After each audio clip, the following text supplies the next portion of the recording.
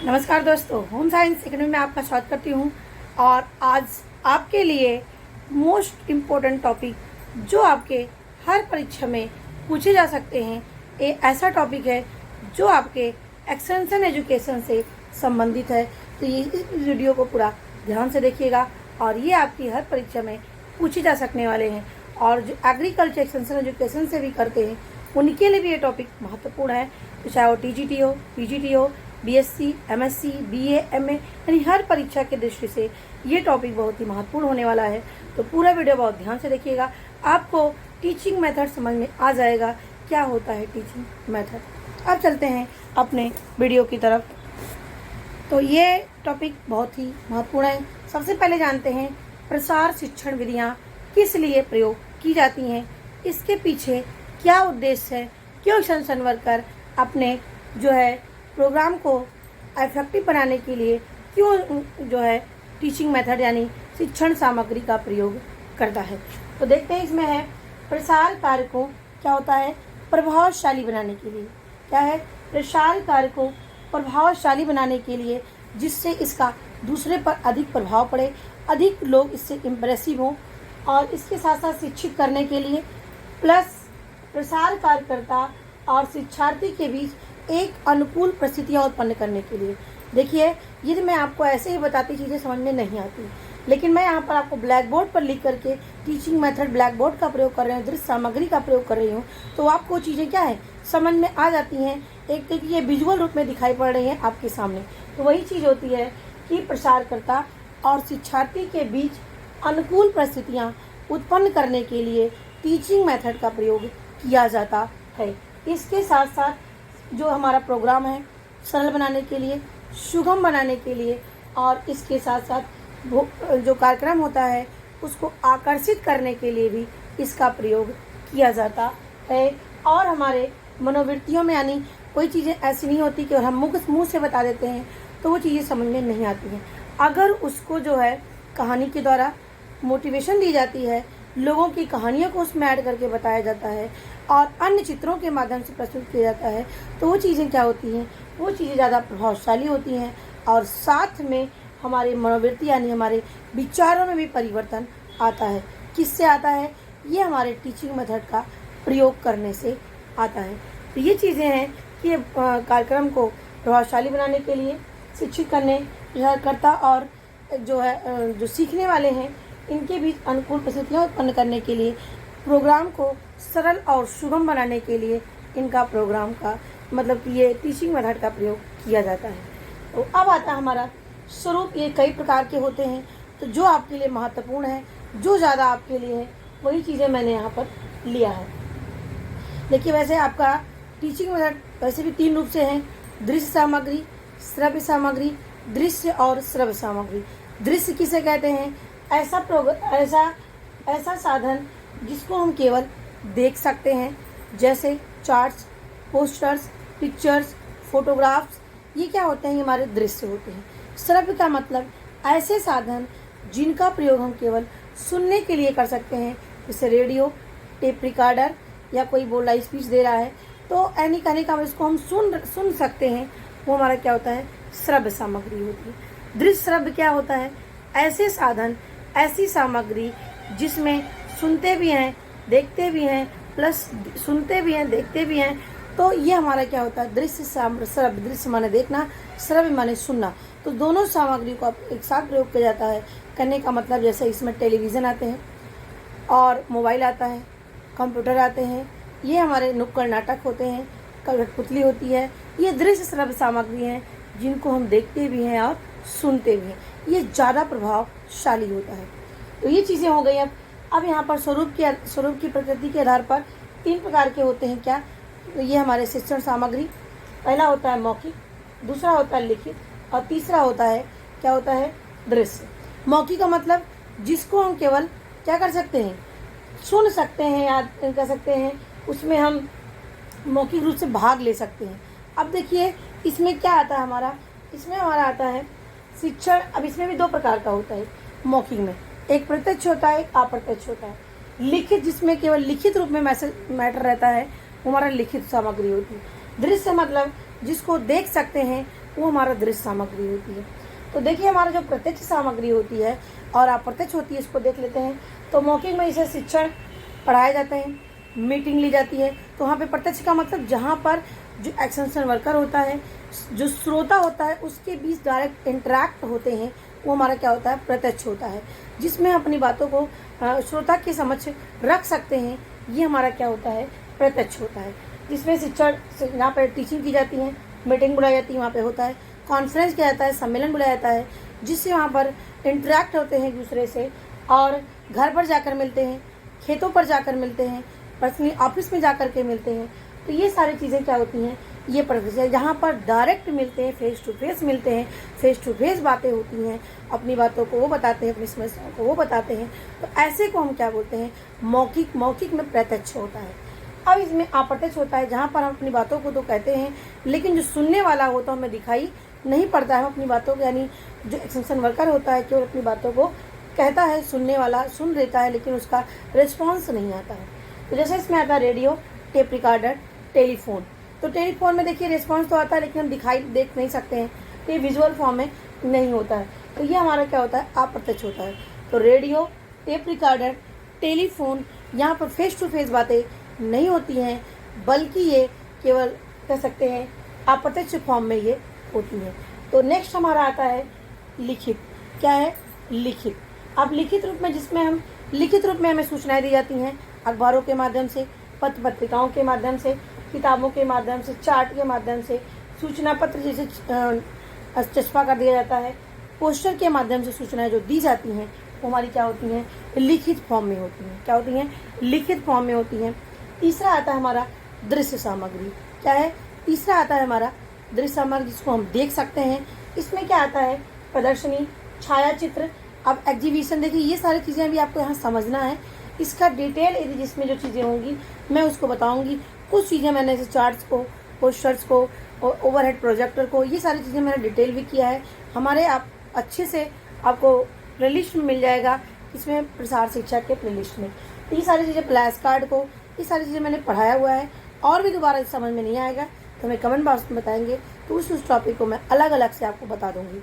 तो देखिए यहाँ पर एग्जीबिशन, प्रदर्शनी लगाते हैं, जहाँ पर लोग आते हैं, देखते हैं, समझते हैं और उसको जानकारी लेने की कोशिश करते हैं। जैसे जो कृषि विज्ञान में प्रदर्शनी लगती है, एग्जीबिशन लगता है, वहाँ उन्नत बीज, उन्नत खाद और प्रकार के ट्रेनिंग, ये सारी चीज़ें के उन्नत उपकरण आते हैं, जहाँ पर लोग देखते हैं, समझते हैं और उसको खरीदते हैं और अपने दैनिक जीवन में उपयोग करते हैं।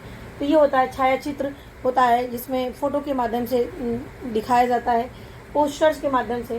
फ्लैश कार्ड मैंने आपको बताया ही है, फ्लैश कार्ड क्या होता है।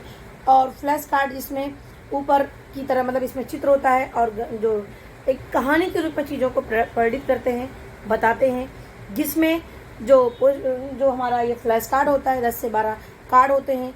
इसमें सामने की तरफ कहानी चित्र होता है और पीछे की तरफ उस संबंधित कहानी लिखी होती है।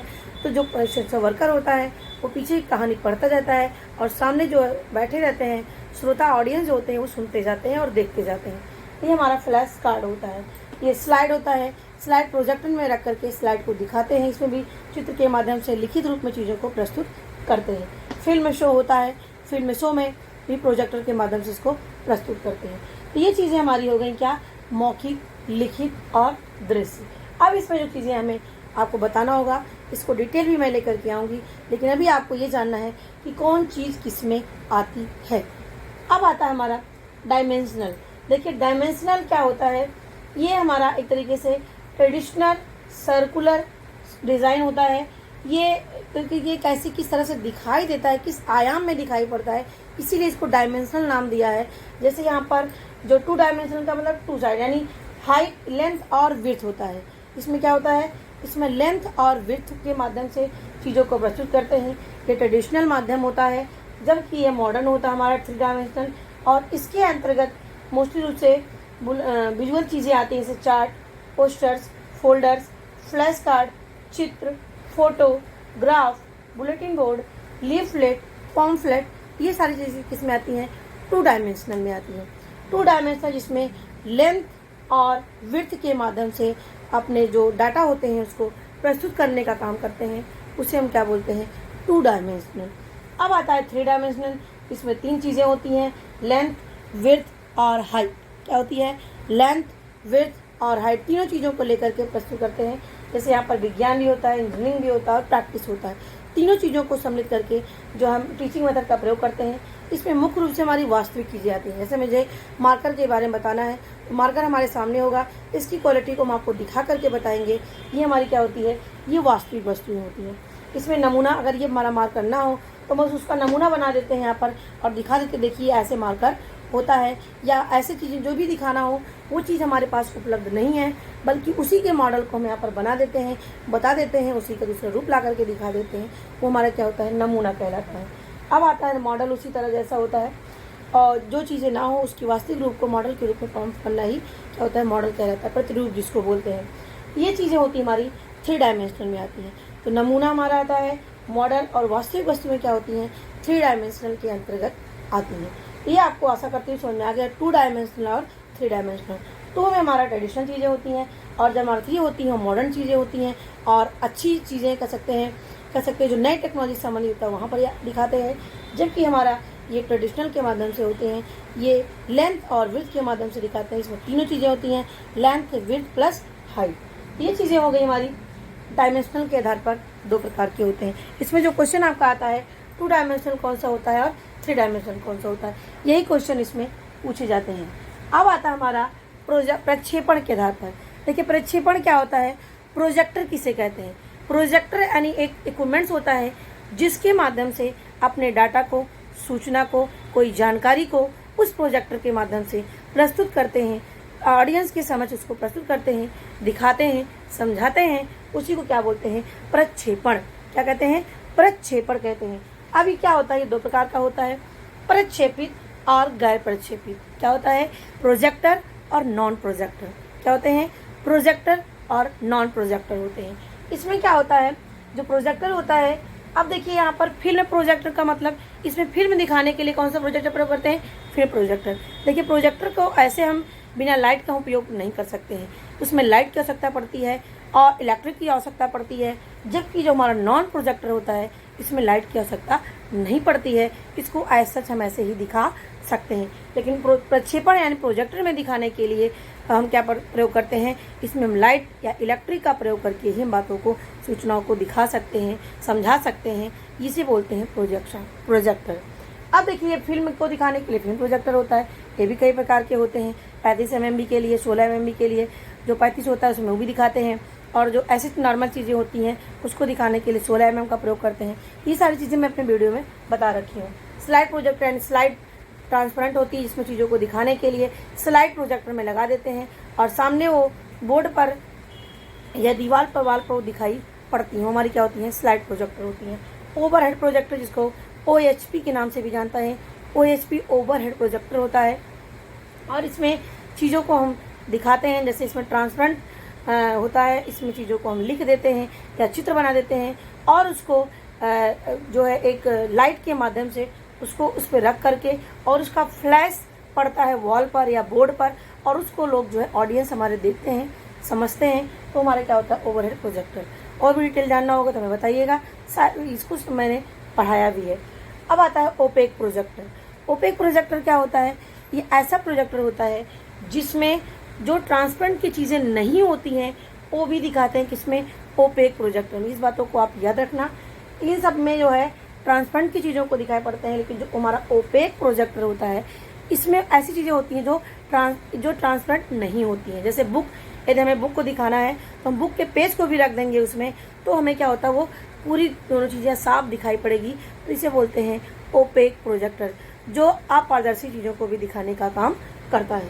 तो ये चीज़ें हमारे ये प्रक्षेपण में, गैर प्रक्षेपण, इसमें लाइट की आवश्यकता नहीं पड़ती हैं, जिनको हम ऐसा दिखा सकते हैं तो हमारा नॉन प्रोजेक्टर होता है। इसमें फ्लैश कार्ड, चार्ट्स, पोस्टर्स, पुस्तकें, लीफलेट, पॉम्फलेट, ये सारी चीज़ें मैंने बता रखा है।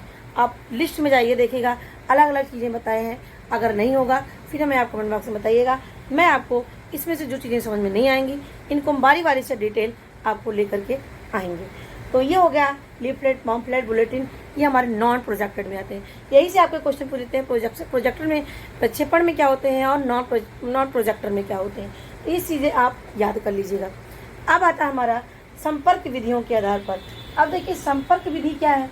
संपर्क मतलब जिससे हम लोगों से कांटेक्ट कर सकें। क्या होता है? जिससे हम लोगों से कांटेक्ट कर सकें। तो इसमें हमारा क्या होता है? व्यक्तिगत, सामूहिक और जनसंपर्क। व्यक्तिगत, सामूहिक और जनसंपर्क होते हैं। अब व्यक्तिगत का मतलब जिसमें हम जो हमारे रूरल पीपुल होते हैं, मेन और वुमेन होते हैं, उनसे हम डायरेक्ट मिलें, उसे क्या बोलते हैं? व्यक्तिगत बोलें। अब व्यक्तिगत कहाँ मिलेंगे हम? उनके घर पर जाकर चीज़ों को बताएंगे, इससे संबंधित चीज़ों को, जो उनकी समस्या से संबंधित हो। खेतों पर, जो खेतों से संबंधित समस्या को खेतों पर जा करके बताएंगे। टेलीफोन के माध्यम से उनसे बात करके बताएंगे और जानकारी लेंगे उनकी क्या समस्या है। कार्यालय ऑफिस में मिलने के लिए बुलाएंगे। व्यक्तिगत लेटर के माध्यम से उनसे बात करेंगे। तो ये सारे तरीके क्या होते हैं? व्यक्तिगत रूप से श्रोता से या ग्रामीण लोगों से मिलने के तरीके हैं।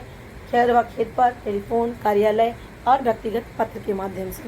अब हमारा इसमें आता है सामूहिक। सामूहिक में जहाँ पर एक से दो से अधिक या एक से अधिक लोग रहते हैं वहाँ पर और एक साथ जानकारी दी जाती है, वो हमारा सामूहिक होती है। इसमें प्रदर्शन विधि होती है। प्रदर्शन जिसको हम डेमोन्स्ट्रेशन भी कहते हैं। डेमोन्स्ट्रेशन 2 प्रकार का होता है, एक विधि और एक परिणाम। ये विधि में क्या होता है? इसमें विधियाँ बताते हैं। जैसे हमें कोई रेसिपी बतानी है तो ऐसे बताते हैं, ऐसे बनाता है, ऐसे बनाया जाता है, ऐसे बनाया जाता है। ये चीज़ें सामग्री करते हैं, दैट इज मेथड। रिजल्ट में क्या है? उनके सामने उस चीज़ को बना करके दिखाएंगे, उसे बोलते हैं परिणाम विधि। क्या होती है? परिणाम विधि। तो ये हमारा एक मेथड डेमोन्स्ट्रेशन होता है। एक क्या होता है? रिजल्ट डेमोन्स्ट्रेशन होता है। जो ज़्यादा प्रभावशाली होता है वो रिजल्ट, क्योंकि उनके सामने वो चीज़ें प्रस्तुत की जाती हैं, इसीलिए वो क्या होता है? रिजल्ट डेमोन्स्ट्रेशन होता है। और इसमें अब आता है हमारा खेतों पर भ्रमण जा करके मिलना। खेतों पर उनके साथ जा करके घूमना, उनकी खेतों को देखना, उनकी मिट्टी को देखना, क्या बो रहे हैं उनको देखना, ये होता है खेतों पर भ्रमण करना। फोरम यानी फोरम बुलाना। अब देखिए यहाँ पर ग्रुप में इनकी एक पैनल बुला लेते हैं, इनके एक ग्रुप बुला लेते हैं, उनसे बातें करते हैं, आपस में डिस्कशन करते हैं। तो ये सारे मेथड होते हैं, जैसे फोरम विधि, पैनल विधि। अब इसमें आता है, इसमें और भी चीज़ें आपको डिटेल जाना होगा तो मैं आप बताइएगा। अब आता है वर्कशॉप, कार्यशाला।